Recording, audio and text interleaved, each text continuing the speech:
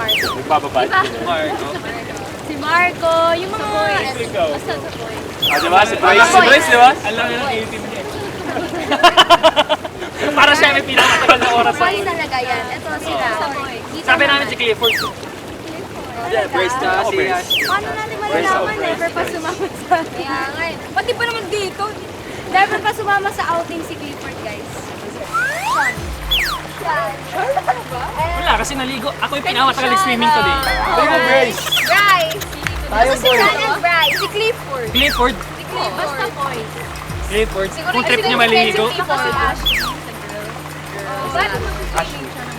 I think so. Ford, it's Ford na rin.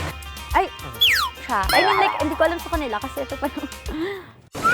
Who's most likely na magkaroon ng bonggang summer o